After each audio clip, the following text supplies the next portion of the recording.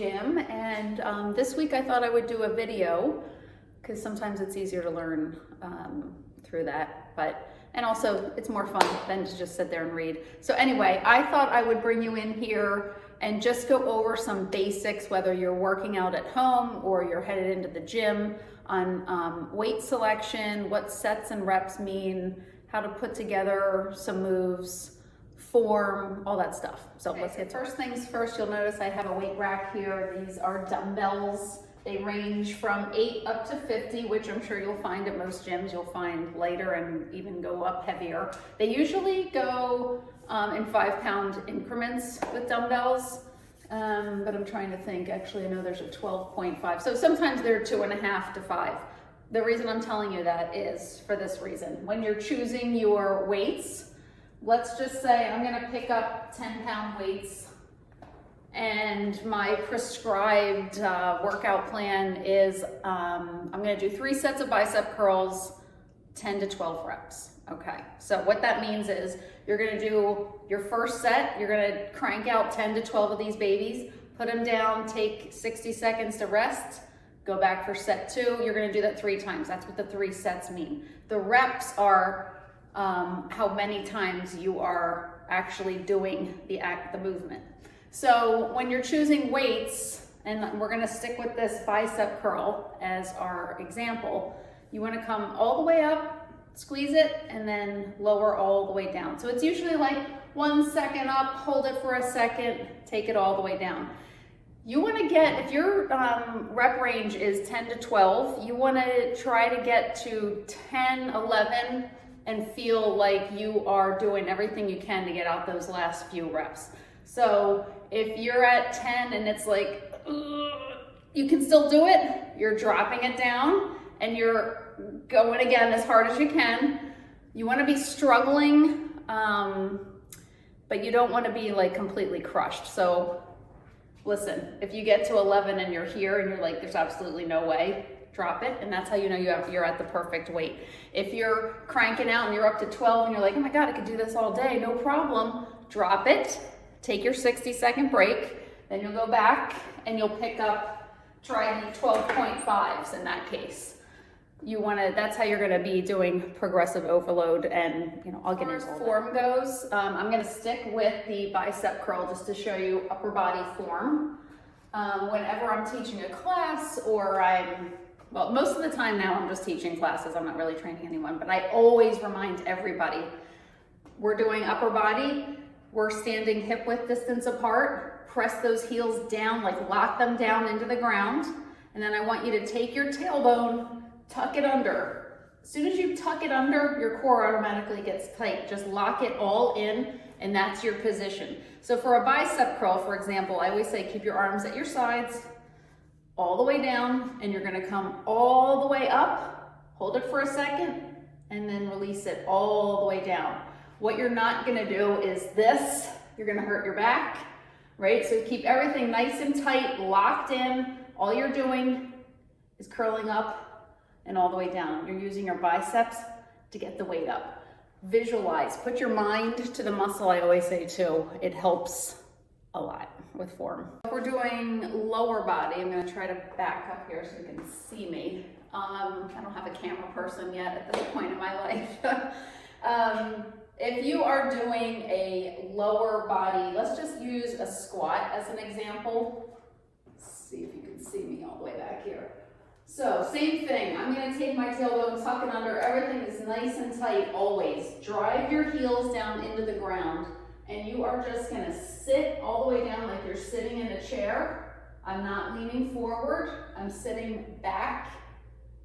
And then on the way like back, actually my toes should be able to come off the ground, so there's no pressure, you're not leaning forward, you're just sitting back on those heels, and then come up slowly. As you come up, press through your heels, squeeze your glutes.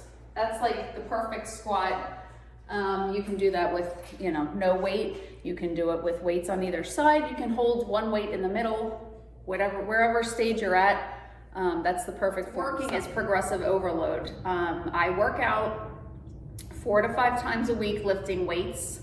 Also, I walk at least 45 minutes every day. whether that's, you know, here on the treadmill or outside. I try to get outside as much as I can with that. I mean, today, right now, it is literally 0 degrees. So it's a little chilly for that. I'll hang out in here. But we're talking about progressive overload. Progressive overload basically means if you have a prescribed, you know, workout plan here. Let's just say it's 5-day workout, which is what I'm doing. I work out on Sunday, Monday, Tuesday. Then I take a rest day on Wednesday. I'll still do my walking, but I am not working out, so to speak. Then I lift weights Thursday and Friday, take off Saturday, and then it all begins again. So that's my way. You can do it any way you want. If you have 3 days a week, do your 3 days. 4, whatever, it doesn't matter. You don't have to do it my way. Just, you know, have your plan. And then the progressive overload part of it is basically, we'll use that bicep curl example.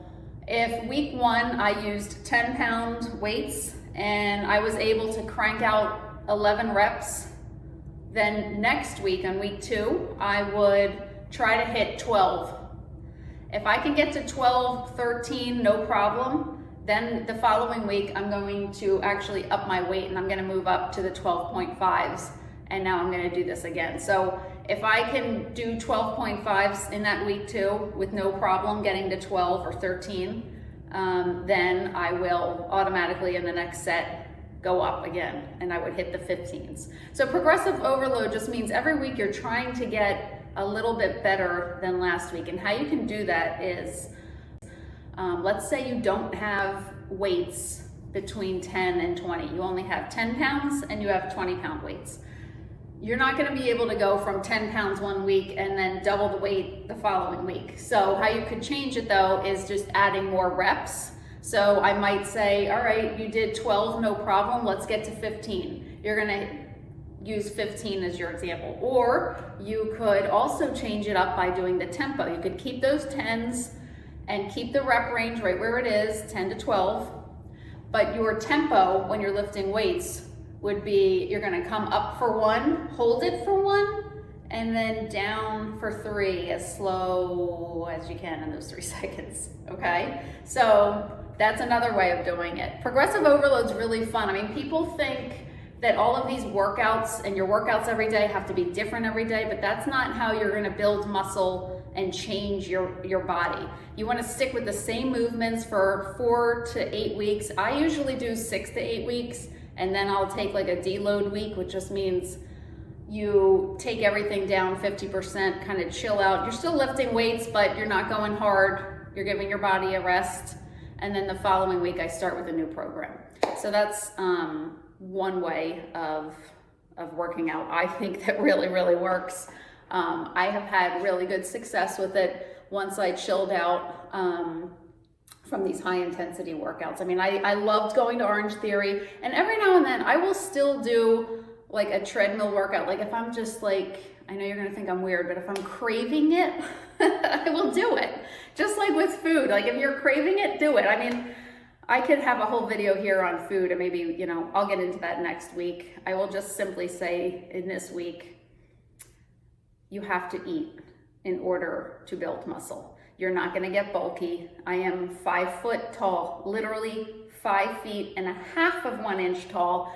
I lift really heavy weights 5 days a week, and I don't think that I'm bulky. So you're not gonna bulk up. We aren't men, we are women. We are stronger than men, but we just don't bulk up like them. All right, but that's my whole thing for today. I will get into eating next week and how that can help support your goals. In the meantime, if you guys have any questions whatsoever, please send me an email. I'm happy to help in any way possible. I'm not training people anymore, but I am happy to help you guys with anything that you need. If you need help or direction with the program or how to put this all together, just let me know. Okay, have a great day, and I will see you next week.